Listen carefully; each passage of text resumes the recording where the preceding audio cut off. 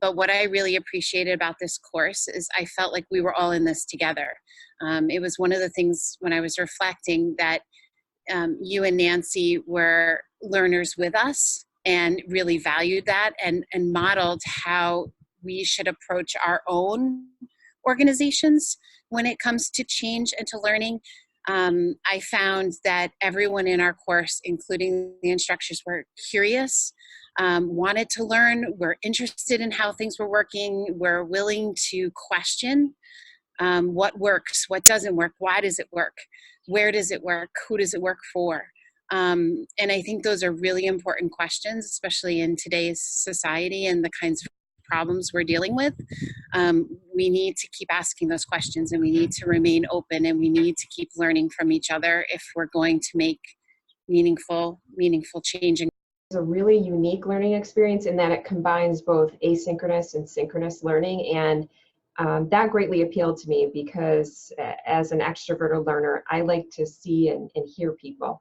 And so using Zoom together every week, getting to see each other, sometimes even seeing others, family members pop in and chime in on the discussion was very reassuring to me that we're all in this together. We're all busy working professionals trying to figure it out and helping each other along the way. This class gave me just some ideas and just maybe more hope as to, okay, that these obstacles that I'm experiencing, there is a way to overcome them, and and there's a research out there to support how to make those changes. So hearing other people talk about K-12, for example, me coming from higher ed, helped me understand some of the struggles that they go through and how they address their work differently than I do. But at the same time, it also helped me think about the students that we get when we get them in higher ed, the things that they had gone through and the processes that they have experienced,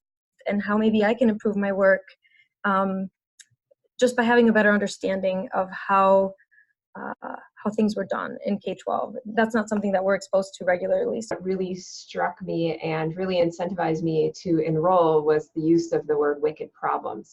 So I took the first course and was hooked because I found that what I was learning, I was able to immediately apply to what I was doing every day.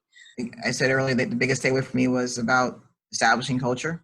And not only establishing culture, but how do you build that capacity in the staff? Thinking about that question, I would say that anyone could benefit from taking this micro-credential, that they wouldn't need to be a formal leader, but just anybody who finds that they want to make a change. Just seeing and reading all the different case studies that Nancy and David provided, hearing and watching different videos and seeing how it's used really across the nation made me a believer in thinking that I could do something and we as a class could do something.